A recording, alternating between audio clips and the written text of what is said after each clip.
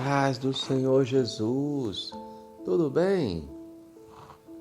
Estamos aqui para mais um momento de reflexão bíblica no livro de Gênesis e hoje nós vamos meditar no capítulo 41, nos versículos 38, 39 e 40, aonde a Bíblia nos diz: E disse Faraó a seus servos: Acharíamos um varão como este, em quem haja o Espírito de Deus? Depois disse Faraó a José: Pois que Deus te fez saber tudo isso, ninguém há tão entendido e sábio como tu. Tu estarás sobre a minha casa, e por tua boca se governará todo o meu povo. Somente no trono eu serei maior do que tu. Glória a Jesus. Quando nós olhamos para este texto sagrado e nós enxergamos José nesse texto, a gente entende como é o agir e o poder de Deus. Lembremos-nos de que, em versículos anteriores, Faraó teve um sonho e neste sonho ele via 7 vacas gordas e depois ele via que surgia 7 vacas magras e essas comiam aquelas vacas gordas.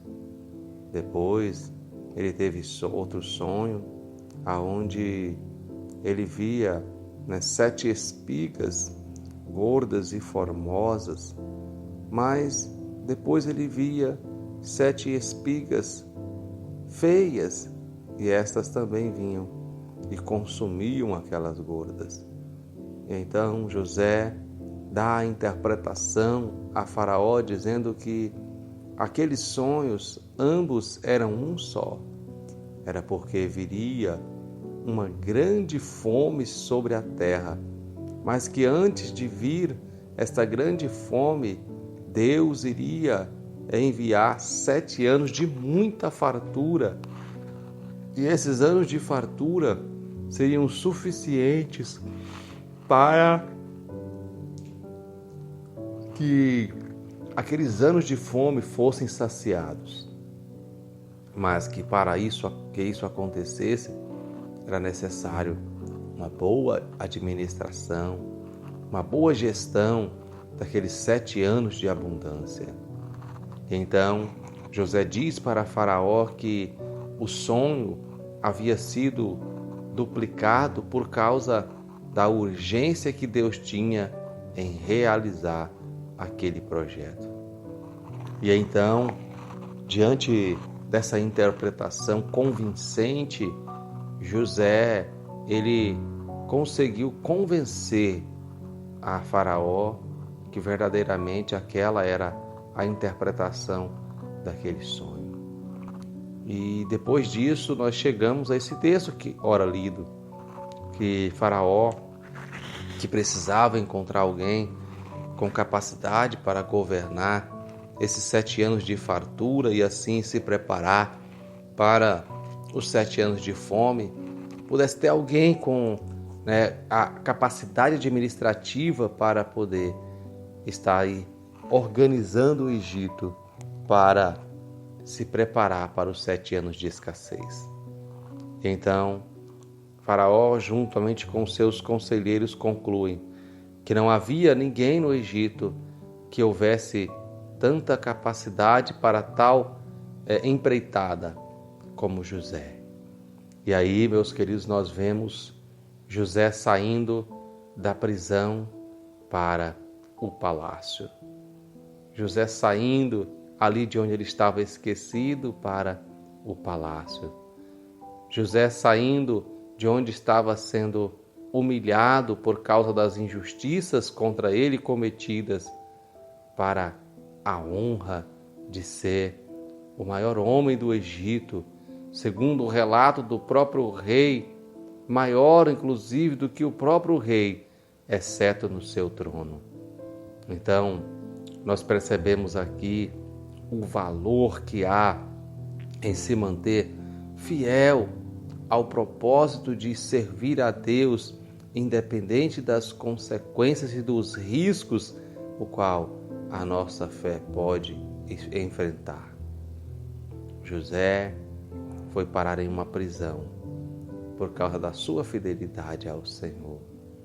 Mas tudo isso era um momento, um ato de preparação para que ele pudesse assumir o governo do Egito e assim cuidar não somente dos egípcios, mas de todas as nações ali vizinhas, pois apenas Faraó havia recebido esta revelação de Deus do que aconteceria nos próximos 14 anos.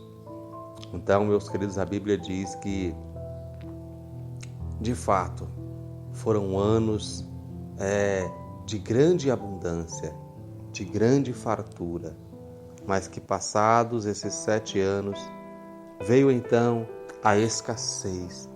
Mas José havia preparado o Egito para este momento e logo todo mundo seria beneficiado.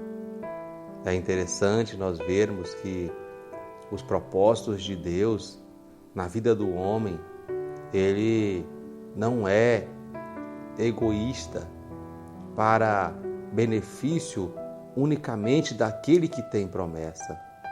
Quando nós olhamos para toda a Bíblia Sagrada, nós vamos ver que as promessas de Deus para abençoar um indivíduo é para que ele seja bênção na vida de outras pessoas.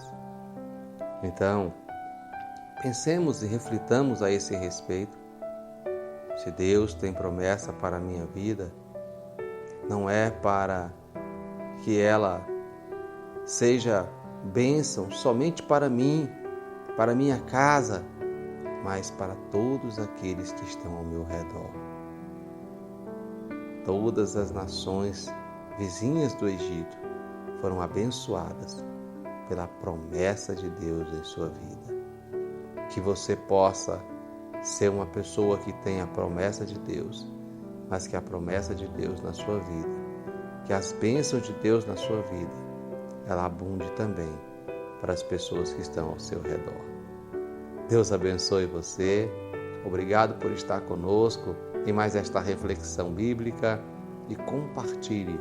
Abençoe alguém. Deus esteja sempre contigo. Em o nome de Jesus.